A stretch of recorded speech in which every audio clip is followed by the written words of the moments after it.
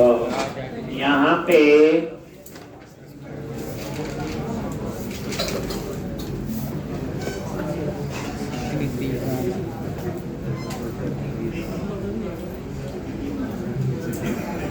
मेरे ख्याल से आज हमने ऑथेंटिकेशन शुरू कर दी थी JWT JSN वेब टोकन।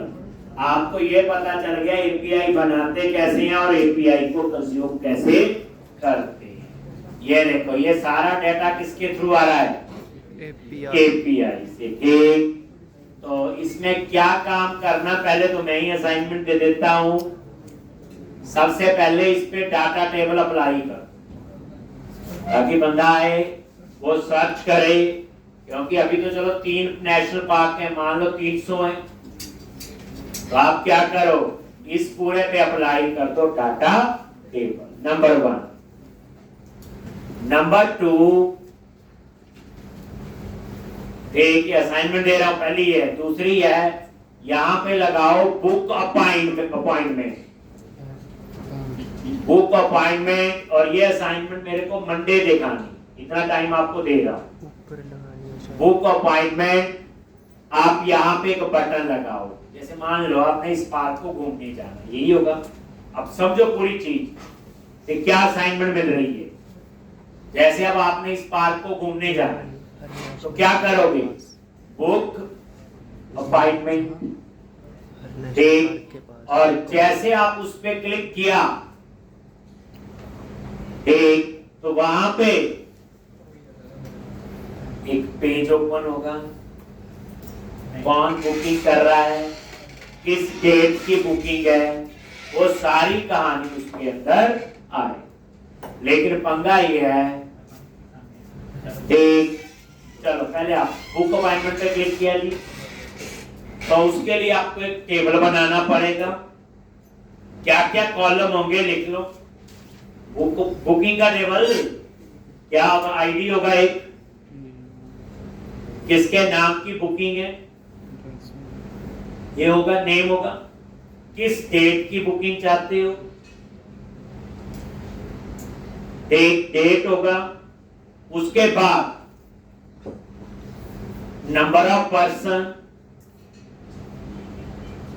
एक वो होगा। और क्या हो सकता है बोलो? एक काम करना जिसकी बुकिंग कर रहे हो, तो उसमें नेम ले लो, एड्रेस ले लो, ईमेल ले लो और फोन नंबर ले लो। वो लेते हैं जो, देखो ID, name, street address, city,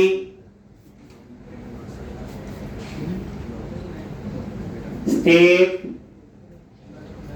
postal code, phone number, वो कोई का रह भी जाएगा तो डरना नहीं, ईमेल।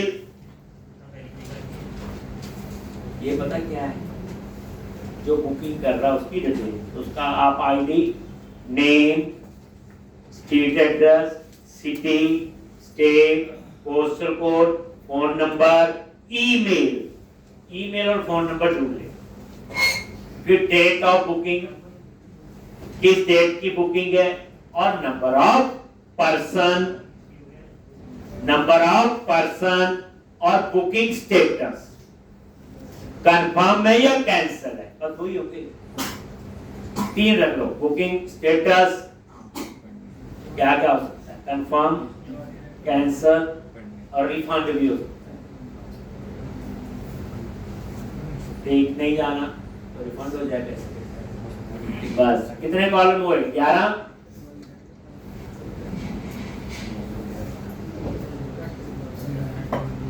ठीक, name, ID, name, street address, city, state, postal code, phone number, email, date of booking, number of person और क्या स्टेटस। ठीक, तो 11 कॉलम आपको लिखना जी। आप उसके हिसाब से एपीआई बनाओगे, सेव का कोड लिखोगे, वो बनाना ही पड़ेगा। बनाना पड़ेगा नहीं, बैकएंड बनाना पड़ेगा तभी आएगा ये। एक फिर उसके बाद वो बना लोगे। जैसे बुक अपॉइंटमेंट पे क्लिक किया, पेज ओपन होगा, ये सारी डिटेल फिल करो, फोन नंबर प्रॉपर फिल करना, ईमेल प्रॉपर फिल करना, एक और नंबर ऑफ पर्सन डाल दोगे, बट एक उसमें एक्स्ट्रा कॉलम दे देना व्यू में, वैसे नहीं पेमेंट। मतलब कहने का फीस होगी ना एक बंदे की, मान लो 50 रुपए, वो स्टैटिक डाल देना। जब 5 बंदे घूमने जा रहे 250 रुपया बन गया, ठीक। तो पेमेंट पर अडल्ट कितनी, ठीक। तो ये आपकी पेमेंट वहां पे आनी चाहिए। वो डाटाबेस में जो है पहले से नहीं होगी ना, तो पेमेंट का कॉलम आपने ले लेना है। पेमेंट समझ गए? पेमेंट जैसे मान लो आपने बुकिंग करवानी है पार्क में घूमने के, वो पैसे लेंगे, टिकट नहीं होती 50 रुपए की, कोई 20 रुपए की, ऐसे 50 रुपए आप रख लेना, बस 50 रुपया डाल देना, ठीक। तो वो आपकी क्या हो गई अमाउंट, ठीक। पर टिकट कितने पैसे लग, ठीक। तो बुक अपॉइंटमेंट पे क्लिक करोगे, स्क्रीन ओपन होगी, name, street address, city, state, postal code, phone number, email, ये तो डालोगे। उसके बाद नंबर ऑफ पर्सन, अमाउंट, पर टिकट, प्राइस इसे कहते हैं, price of ticket, and total amount अपने आप ही वो कैलकुलेट होगा, ठीक। और उसके बाद कर्सर है ना वहाँ पे, हर सबमिट पे क्लिक करो। और यहाँ चेक क्या क्या लगाना वो भी सुनो। एक चेक लगाना है, booking date must be greater than 2 days थी। ये ना भी आज की डालें, आज की नहीं रखते हम, कल की हो सकती, तो बुकिंग डेट जो है आज की डेट से बड़ी होनी।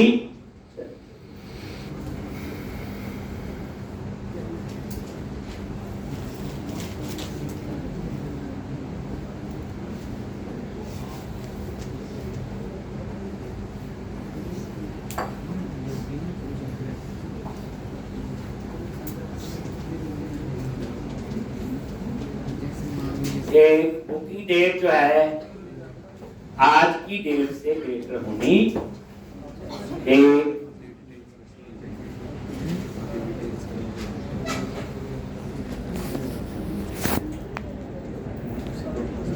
बुकिंग डेट जो है वो आज की डेट से ग्रेटर, एक चेक लगाना है।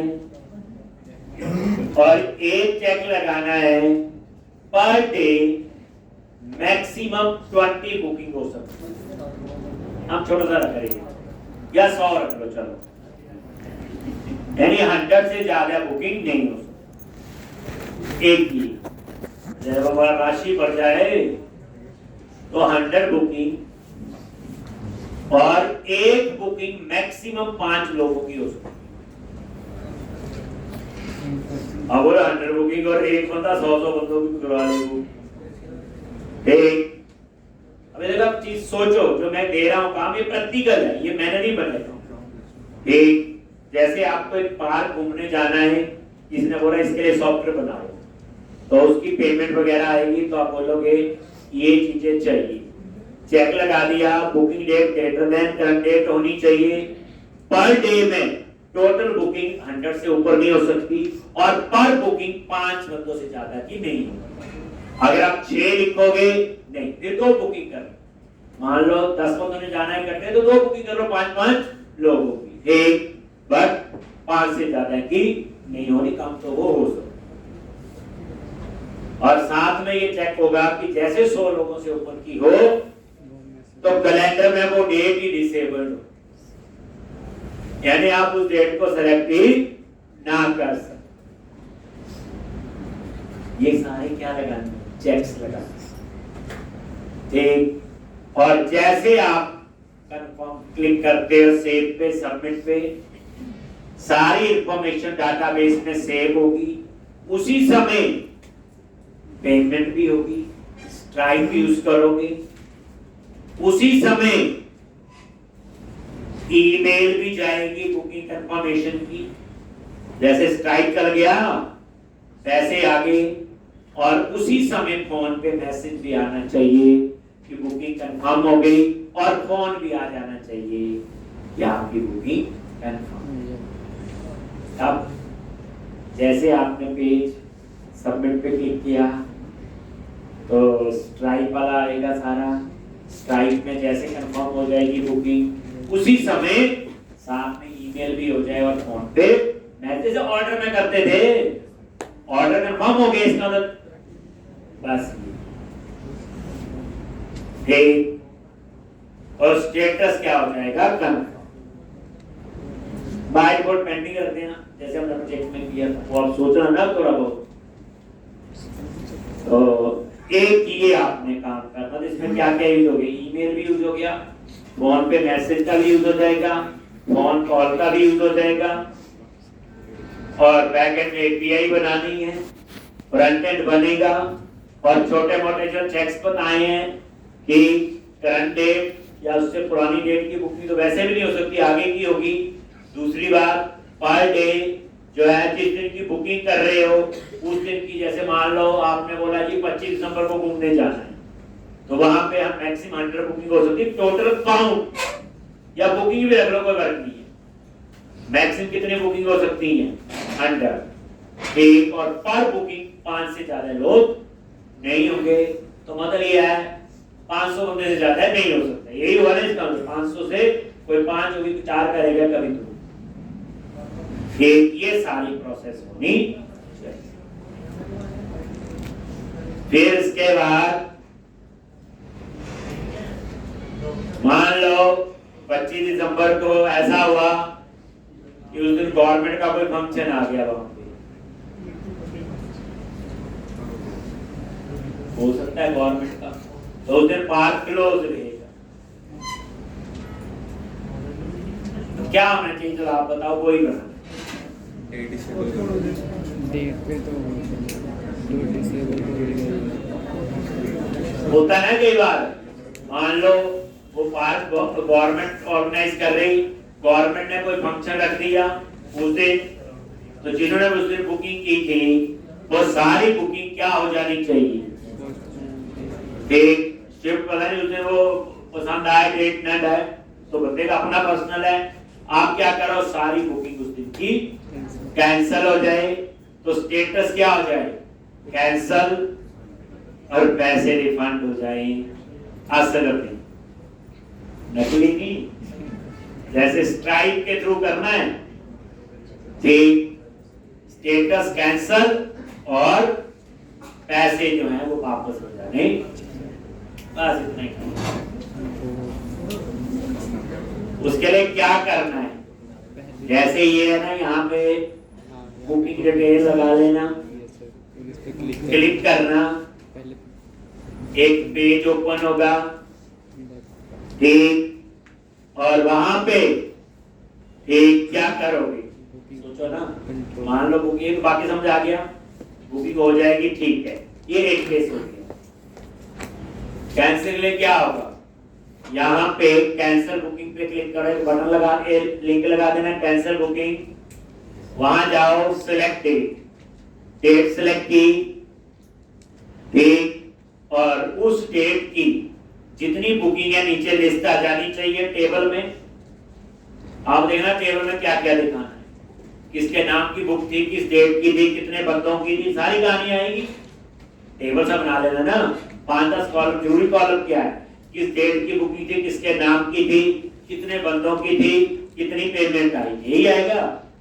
5-6 चीजें चाहिए और क्या भी, एक वो डिटेल आ जाएगी, और नीचे एक बटन लगा होगा कैंसिल बुकिंग, जैसे क्लिक करें सारी बुकिंग कैंसिल हो जाए उस दिन वाली जो डेट सेलेक्ट की हो, और उनका स्टेटस क्या हो जाए, कैंसिल, या रिफंड भी हो सकता है, वो तो आप इतना सोच सकते हैं। आप सोचो, एक बार प्रोजेक्ट बनाया हो, कितने फायदे होते हैं कोई और प्रोजेक्ट बनाने में।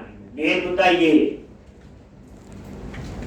एक तो कैंसिल बुकिंग का प्रोविजन रखना है, बुकिंग का प्रोविजन रखना है, ठीक, ये सारा काम कल मत दिखाना आप लोग, मेरे मंडे दिखाना, ठीक है।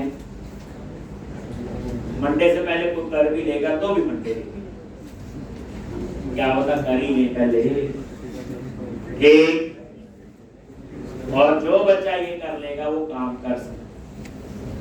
अपने आप करें, इंटरनेट की हेल्प लें, चैट जीपीटी की हेल्प ना लें, तो अपने लिए फायदा बचे, थोड़ा दिमाग लगाएंगे, कुछ करें, ठीक, क्योंकि अभी हमारे कंसेप्ट इतने क्लियर नहीं। अब अगर इस प्रोजेक्ट की बात करें, 80% चीजें पुराने से मिल गई, और थोड़ा सोच समझ के, अब आप देखो ये कोई मेरा असाइनमेंट है, ये टेस्ट है, करो ये, तो ये मंडे मुझे सबने दिखाना है, ठीक, चलो अब हम आगे शुरू करते हैं। तो अब हमने ऑथेंटिकेशन वगैरह होगी बच्चे, तो उसके लिए हम लोग क्या करेंगे, अब हम एपीआई पे ही काम करें। तो एपीआई वाले प्रोजेक्ट को ही राइट क्लिक करके क्या बना दो, सेट एज स्टार्टअप प्रोजेक्ट। अब दोनों को रन करने की जरूरत नहीं, एपीआई वाले प्रोजेक्ट पे काम कर रहे हैं, वेब पे नहीं कर रहे, एक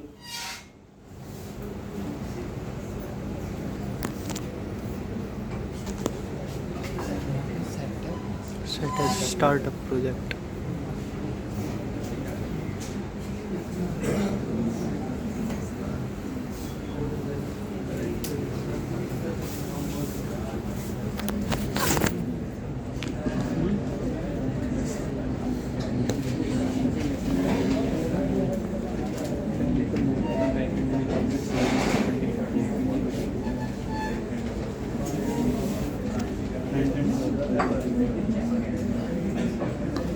अब यहां पे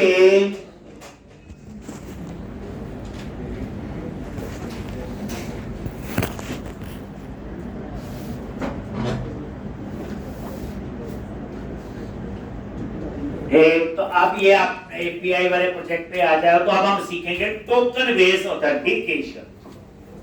देखो, एक ऑथेंटिकेशन कौन सी होती है, डाटाबेस के साथ, वो हमें आती है आइडेंटिटी फ्रेमवर्क में यूज की।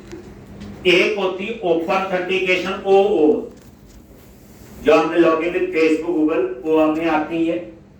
एक होती है टू फैक्टर ऑथेंटिकेशन, जो मैंने नहीं करवाई बट मैंने आपको दिया था, और कुछ बच्चों ने वही फोन पे मैसेज आता है या ऑथेंटिकेटर ऐप। और चौथी जो मैं करवाने जा रहा हूं, टोकन बेस्ड ऑथेंटिकेशन। इसके लिए हम यूज करते हैं JSN वेब टोकन, काफी डिमांड में, और ये ज्यादातर वहां मिलता है जहां बैकएंड और फ्रंट एंड का कंसेप्ट। जैसे स्ट्राइप यूज किया था, तो वहां था ना स्ट्राइप टोकन, वो इसी के थ्रू जनरेट हुआ। इसके थ्रू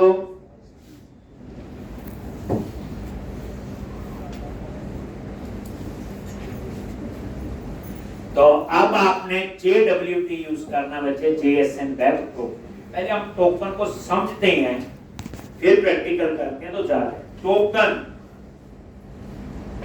जैसे किसी रेस्टोरेंट पे जाते हैं, एक मान लो पिज्जा के उस पे गए, आपने पिज्जा ऑर्डर किया, पैसे दे दिए, वो आपको टोकन दे देते हैं। हम बैठ के टोकन नंबर, करेक्ट है, वो जो टोकन है, टोकन नंबर होता है।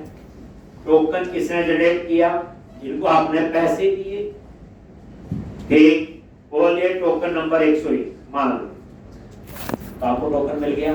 फिर जैसे आपका नंबर आएगा, आप जाओगे उठ के, ये टोकन दिखाओगे, और जो आपने मंगवाया वो आपको सामान देंगे। यही होता है, आप बताओ, यही होता है, ठीक। ऐसे आजकल हॉस्पिटल में जाते हैं, तो वहां पे टोकन मिल जाता है, उस टोकन के हिसाब से आपको टाइम दिया होता है, इतने बजे आना है, डॉक्टर ऐसे अपॉइंटमेंट देते हैं, और फिर वही टोकन वहां दिखाते हैं, हाँ जी टोकन नंबर 5 आ जाओ, टोकन नंबर 6 आ जाओ, ऐसे होता है सारी कहानी। ये वही तो क्वेश्चन आता है, दो प्रोसेस है, टोकन कहां बना, टोकन कहां यूज हुआ, दो बंदे इन्वॉल्व हुए ना। देखो, एक टोकन जनरेट हुआ, पिज्जा वाला ने दे दिया, पैसे दिए जी, आपका टोकन नंबर ये। दूसरा टोकन नंबर जिसको दिया, जैसे हम लोग कंज्यूमर है, खरीदने गए थे, तो हमें वो टोकन नंबर मिल गया। तो टोकन कितनों को पता? 2 को। एक जिनको पेमेंट दी और एक ये। अब वही चीज आपकी यहाँ पे है। फिर टोकन जनरेट कहां से होगा? तो ये टोकन जनरेट करेंगे एपीआई से। मेरी रिक्वायरमेंट क्या है? मैंने एपीआई का यूआरएल दिया, किसी को दे, अब मैं साथ में उसे एक टोकन भी दूंगा कि भाई अगर आपने यूआरएल यूज करना है तो आपको ये टोकन डालना पड़ेगा, नहीं तो मेरी एपीआई को आप यूज नहीं कर सकते। अभी तक हमारे प्रोजेक्ट में क्या प्रॉब्लम थी? काम तो हमारा हो गया, लेकिन वही बात है, मैंने यूआरएल किसी को दे दिया, कोई भी यूज कर सकता है, मेरी उसके ऊपर कोई ऑथेंटिकेशन नहीं है। तो एपीआई वाले क्या करेंगे? यूआरएल भी देंगे और साथ में टोकन भी मिलेगा। तो जो यूजर लॉगिन करेगा उसे टोकन जनरेट होगा। जितनी बार लॉगिन करेगा उतनी बार नया टोकन बनेगा। इसे टोकन को हम परमानेंट सेव नहीं करते। वो टोकन जो है फिर जिसने वो एपीआई यूज करनी उसको हम दे देते, और वो पर्सन जिस भी लैंग्वेज में एपीआई यूज कर सकता है। ASP.NET कोर में यूज कर, एंगुलर में, रिएक्ट में, जावा में, पाइथन में, कहीं पे वो इसको यूज कर सकता है। लेकिन जब वो उसको यूज करेगा तो वो टोकन फिर वेरीफाई होगा। जब वो भेजेगा, देखो आपको एपीआई में 2 चीजें पता चली, रिक्वेस्ट और रिस्पांस। एक, आपको एक यूआरएल दे दिया, टोकन दे दिया, आपने वहां से रिक्वेस्ट भेजी, तो रिक्वेस्ट में यूआरएल तो है, बस साथ में टोकन भी होना चाहिए। अब रिक्वेस्ट किसने भेजी? क्लाइंट ने भेजी, जो उस एपीआई को यूज कर रहा है। साथ में वो टोकन भी भेजेगा। टोकन किसने बनाया? एपीआई ने।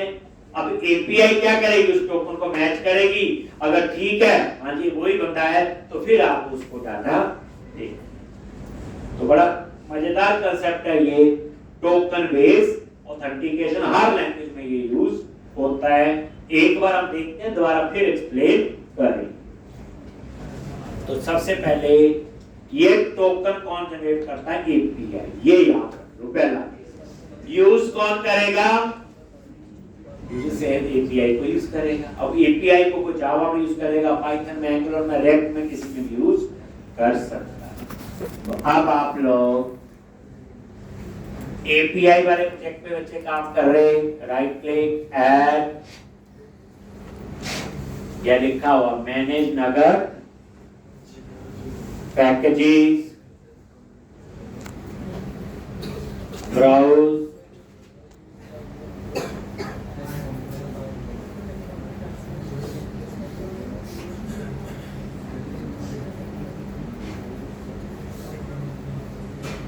और यहां पे JWT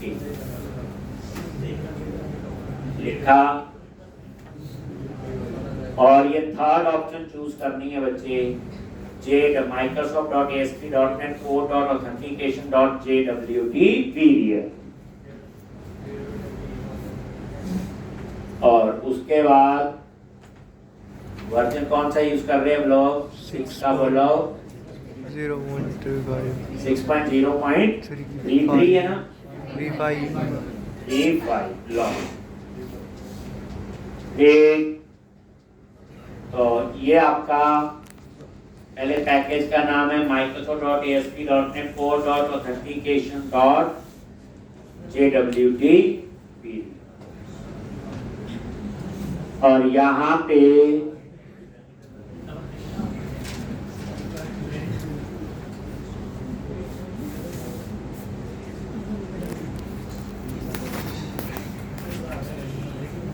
इंस्टॉल पे क्लिक करो। इस पे क्लिक करोगे, इंस्टॉल,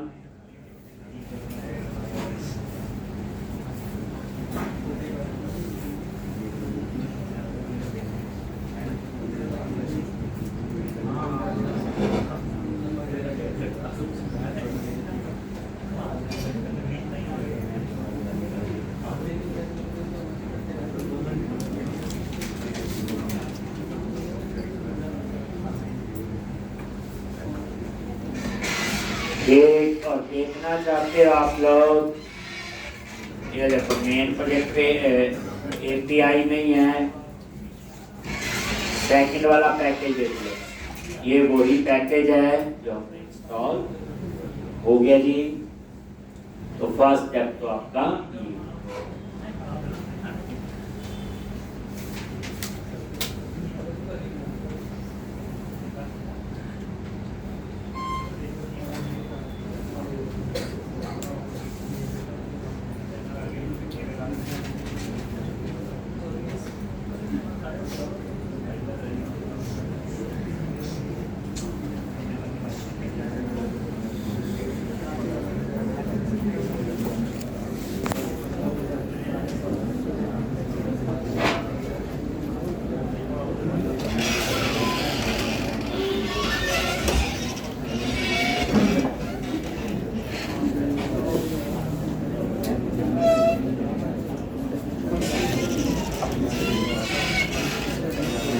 एक। अब यहाँ पे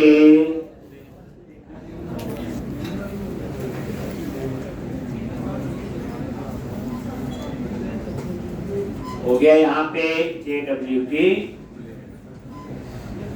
अब आपने क्या करना है, तो फर्स्ट स्टेप तो आपका ये। तो सबसे पहला काम है इस पैकेज को इंस्टॉल करो। फिर यहाँ पे एक फाइल बनानी है, लो जी, राइट क्लिक किया, ऐड क्लास, और एक क्लास बना ली। ये स्टेप्स हैं, ऐप सेटिंग डॉट CSS, और ये आपकी ऐप सेटिंग डॉट CS, ठीक। अब यहाँ पे एक CS है, जो दूसरी है वो ऐप सेटिंग्स डॉट JSN, वो लग गया, वो तो बताइए आप। यहाँ पे आपको एक की सीक्रेट की जनरेट करनी होती, क्या जनरेट करनी होती, सीक्रेट की। ठीक, तो यहाँ पे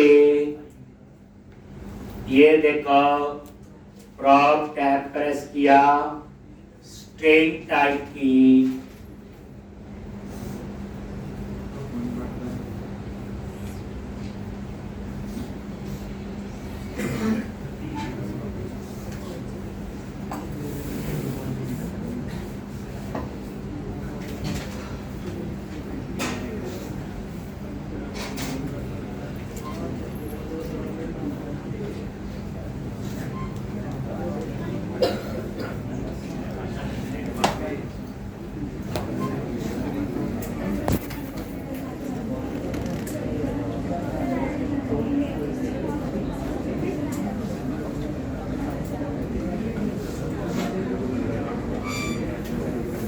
तो इस तरह से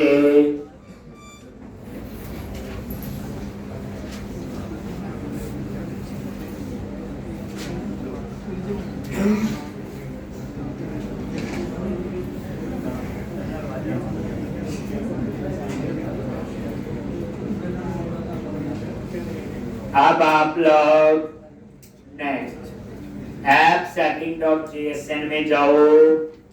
थर्ड स्टेप्स याद रखने शुरू, ऐप सेटिंग डॉट JSN, और यहाँ पे कॉमा डबल कोट्स में मेन की का नाम यही रख देते हैं जो क्लास का नेम है, और यहाँ पे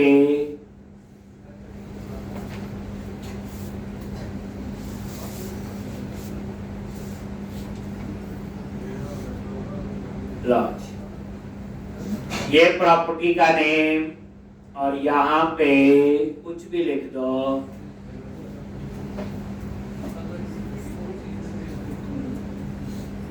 सीक्रेट की, कुछ भी आप लोग यहाँ लिख सकते हैं। अब एक की का साइज थोड़ा हो सकता बड़ा हो, एरर देगा तो हम बढ़ा देंगे। तो कुछ भी ऐसे टाइप कर दो।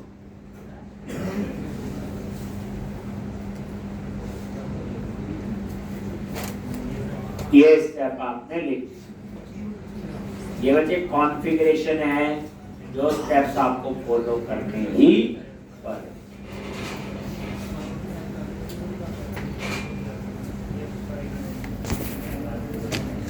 यहाँ पे मेरे ख्याल से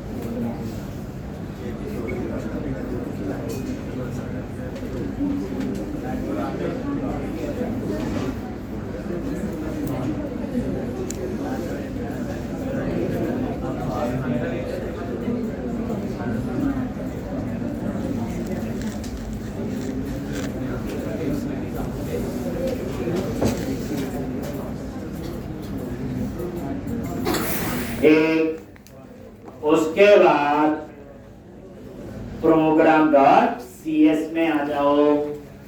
यहाँ अब प्रोग्राम डॉट, ये सारा कॉन्फ़िगरेशन का कोड है, इसमें ज्यादा चेंजेस नहीं। आप प्रोग्राम डॉट CS में गए और यहाँ पे ये ऑलमोस्ट सेम कोड होता, थोड़ा सा जो 2-4 चीजों का ध्यान रखना वो मैं आपको बताऊं। प्रोग्राम डॉट CS में आ जाओ और इसके ऊपर बताया हुआ वेर ऐप और इसके ऊपर ये एक बार आपको लिखना पड़ेगा सारा। नेक्स्ट टाइम जब भी यूज करोगे तो सेम, सब पहले आप समझ लो फिर लिखो। एक बार पहले मेरे को समझाने दो, फिर मैं टाइम दूंगा। ये वेरिएबल का नाम है, ये तो कुछ भी रख सकते हो। और गेट सेक्शन, ये वाला नेम डिट्टो ये वाला नेम होना चाहिए। तो मेरा यही है, अगर ना हो तो ये सेव या इसको चेंज करो या उस, तो एक बार आपने ये चेक कर बिल्डर और सर्किट और कॉन्फ़िगर, ये वो क्लास है जो मैंने क्लास बनाई। F12 देखो करके, ये देखो अभी बनाई क्लास। अब इसका नाम कुछ और रखा है तो आपने वही रखना है। और ये वेरिएबल तो आपका यही वेरिएबल आ गया यहाँ पे। और ये देखो ऐप सेटिंग गेट कर लिया, ये तो वेरिएबल का नाम है तो रख सकते हैं की। और ये देखो ऐप सेटिंग डॉट सीक्रेट, ये वाली की उठाएगा जो मैंने यहाँ पे लिखी। बस वो की आ जाएगी। अभी टोकन ही जनरेट हुआ, ये उसकी कॉन्फ़िगरेशन का कोड। फिर उसके बाद बाकी सारा कॉन्फ़िगरेशन का आपने लिखना है डिट्टो। इसमें कुछ था नहीं सकते, लिखना कहाँ है ये देख लो, वेर ऐप के ऊपर कहीं पे भी लिख दो और इसके ऊपर याद रख लो। अब आप ये लिखोगे पूरा, जो ये कहानी है ये होती है कॉन्फ़िगरेशन। इसमें कुछ नहीं करना डिट्टो, बस 2-3 चीजों का ध्यान रखना है जो मैंने आपको बताई है कि ये वाला नाम क्या है और क्लास का नाम क्या है। और अगर उसके स्पेलिंग कुछ और हो गए तो यहाँ चेंज कर दो। तो ये आप लोग लिखोगे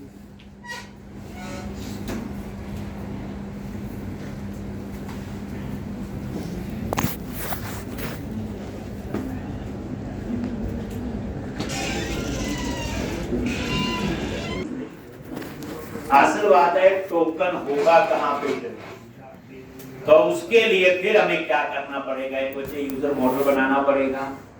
यूजर नेम पासवर्ड सब कुछ होगा, तभी होगा ये किस यूजर के लिए टोकन जनरेट हो रहा है। तो वो वहां जहां पे हम लॉगिन का कोड लिखते हैं, जब कोई इस एपीआई को यूज करेगा तो पहले लॉगिन करेगा, तो लॉगिन वाला कोड में क्या डालेगा, यूजर नेम पासवर्ड डालेगा। जैसे वो डालेगा तब वो टोकन जनरेट होगा। तो उसके लिए हमें क्या बनाना है, उसके बाद एक अपनी यूजर की कहानी सारी, पर इस बार मैं आइडेंटिटी फ्रेमवर्क नहीं यूज कर रहा हूं, एक आइडेंटिटी फ्रेमवर्क।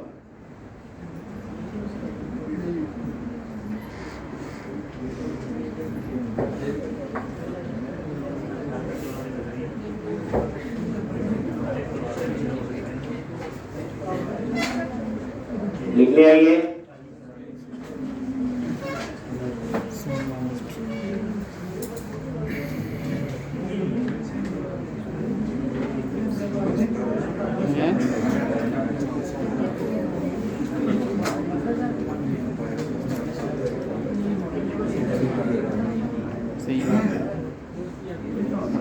यानी इस प्रोजेक्ट में एपीआई भी पता चली और नई चीज पता चलेगी JWT, और कुछ चीजें मैं आपको दी है वो आप करके लाएंगे, प्रोजेक्ट की शेप हो जाएगी, देख लॉग इन सब कुछ बना लोगे, पर उतना लंबा नहीं जाना, वो हमें पता है। ये एपीआई टॉपिक नेक्स्ट प्रोजेक्ट में यूज होगा, फ्रंट एंड में एंगुलर, बैक एंड में वेब एपीआई कोड।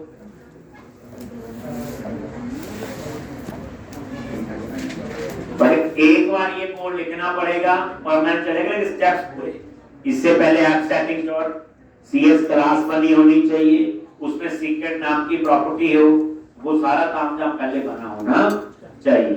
ये 4 स्टेप्स मेन थे अभी तक। उसके बाद वाला कोड तो है वहां लिखा जाएगा जहां पे हम ऑथेंटिकेट का कोड लिखेंगे, जहां पे हम चेक करेंगे यूजर पासवर्ड ठीक है कि गलत।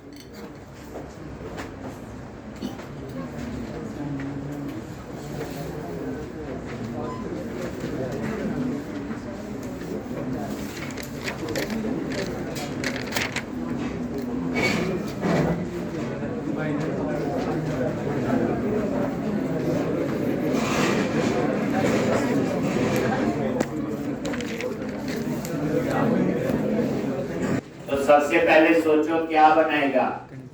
एक यहां पे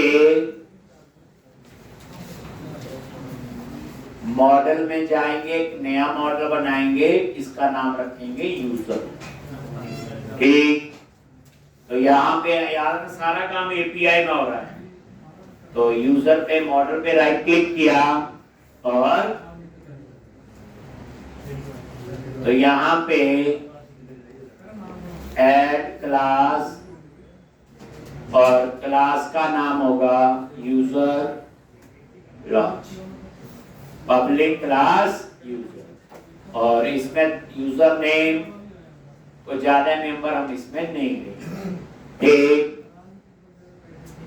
तो यहाँ पे ये देखो user ID, user name, password, role और टोकन।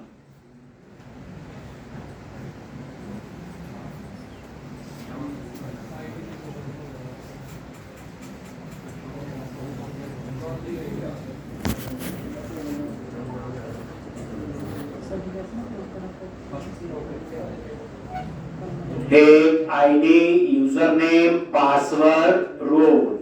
आईडी पता ही है, यूजर नेम भी पता है, पासवर्ड और रोल जैसे हम लोग पहले करते थे। बस टोकन जो है वो मैं डाटाबेस में नहीं लूंगा, क्योंकि टोकन जो है जितनी बार जो यूजर लॉगिन करेगा, जैसे मैं उस शॉप पे 10 बार गया पिज्जा लेने, तो 10 बार नया टोकन जनरेट हो। वो टोकन वैलिड कितनी देर होगा, एक ऑर्डर दिया, उठाया और बस उतनी देर। दोबारा मैं 2 घंटे में फिर कोई चीज खरीदने जाऊं तो नया टोकन बनेगा। दैट्स व्हाई टोकन के ऊपर क्या लिखा हुआ मैंने, नॉट मैन। अब उसके बाद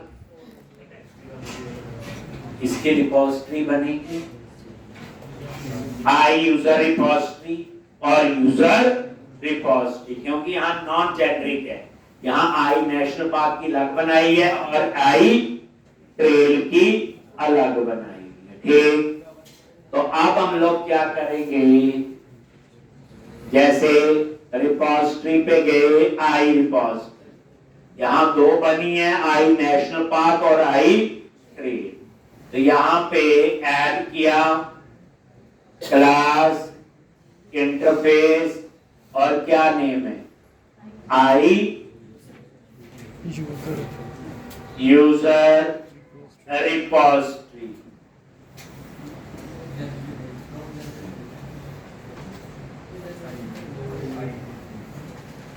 आई यूजर रिपोजिटरी। और यहां पे क्या लिखना है, यहां पे मेरे को ज्यादा मेथड नहीं चाहिए, एक रजिस्टर का हो जाएगा, एक ऑथेंटिकेट, कोई ज्यादा लंबी कहानी मुझे नहीं चाहिए। क्या क्या मैं लूंगा,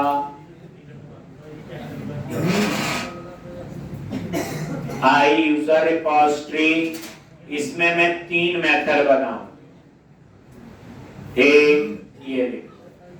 एक है is unique user, user name duplicate नहीं है, देख लो, इसमें सिर्फ यूजर नेम पास करूंगा। अगर ये यूजर यूनिक है तो ट्रू टर्न करेगा, नहीं तो फॉल्स। दूसरा हो गया ऑथेंटिकेट, लॉगिन, चेक करना यूजर पासवर्ड ठीक है कि गलत। तीसरा हो गया रजिस्टर, जिसे साइन अप कहते हैं। तो मैंने सिर्फ 2 ही चीजें ली, यूजर नेम और पासवर्ड। रोल में बाय डिफॉल्ट एक आधा डाल दूंगा, एडमिन या कुछ ऐसा। तो ये 3 मेथड मैंने डिक्लेयर किए। अब मैं बनाऊंगा यूजर रिपोजिटरी, जहां इन मेथड्स को क्या करेंगे, डिफाइन करें। अब ये देखो, आइडेंटिटी फ्रेमवर्क की कहानी तो आती है, प्रोजेक्ट में यूज की, उसके बिना भी हम लोग ये सारा काम कर सकते हैं। तो आप बनाओगे यूजर रिपोजिटरी, वहां पे वही एप्लीकेशन डीबी कॉन्टेक्स्ट और सारी कहानी। एक ऑथेंटिकेट हो गया, जैसे चेक यूजर है, यूजर पास ठीक है करते हैं। रजिस्टर हो गया, sign up, is unique user हो गया, यूजर को चेक करना। तो अब क्या करो, रिपोजिटरी पे राइट क्लिक किया, ऐड क्लास, और यहां पे यूजर रिपोजिटरी, और ये आपका आई यूजर रिपोजिटरी, और ये इंटरफेस इंप्लीमेंट इंटरफेस। ये देखो,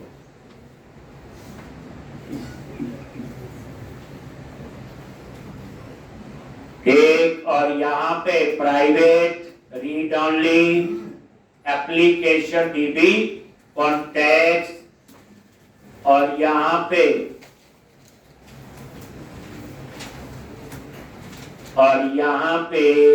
वही कॉन्टेक्स्ट, और यहां पे ऑथेंटिकेट, यूजर पासवर्ड ठीक है कि गलत है, बस ये कोड हो। ठीक है, तो हम उस यूजर की इंफॉर्मेशन रिटर्न करेंगे। ठीक, उस यूजर की इंफॉर्मेशन रिटर्न करेंगे। तो यहां पे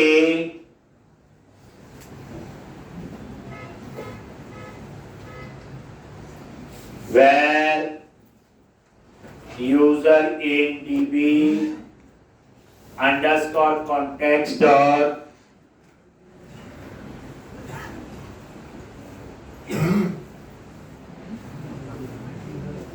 अच्छा, एक स्टेप भूल गए क्या, माइग्रेशन भूल गए ना, ये लिखा रहने देते हैं। मॉडल तो बना लिया, उसका फायदा तभी है, क्या करोगे, डेटा में गए, एप्लीकेशन डीबी कॉन्टेक्स्ट, और यहां पे क्या लिखना है बोलो, ये तो आप कर लोगे, ऐसा नहीं, ये किया, और टूल्स, पैकेज मैनेजर, कंसोल, वही प्रोजेक्ट सेलेक्ट है। क्या लिखते हैं, add icon migration at user model और उसके बाद अपडेट डेटा बेस।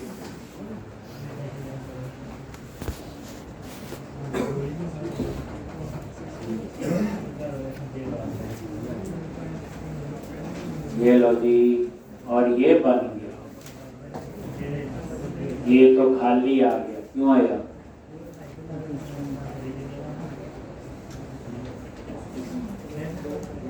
क्या गलती लग रही? स्टेप्स देख लो। एक नया मॉडल यूजर बना लिया, फिर डेटा फोल्डर में गए और एप्लीकेशन भी कॉन्टेक्स्ट। क्या लगता है इसमें? है जी?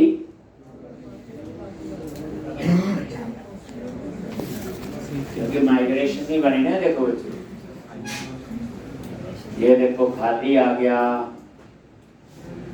माइग्रेशन में गए, ये देखो पहले तो बने हुए हैं टेबल, ये देखो ये तो बने थे ना, और ये माइग्रेशन खाली है। ऐड यूजर कर देते हैं डिलीट। क्या प्रॉब्लम होगी बोलो? प्रॉब्लम तो कोई नहीं लग रही। पब्लिक बनाई है, बस ये चेक कर लो। डेटा में गए, एप्लीकेशन डीबी और पब्लिक डीबी सेट यूजर है तो ठीक है। दोबारा ट्राई करते हैं। पैकेज मैनेजर कंसोल और ये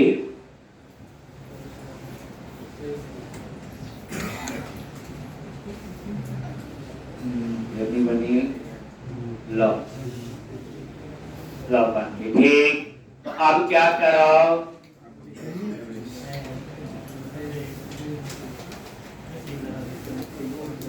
क्या लिखना है यहाँ पे? अपडेट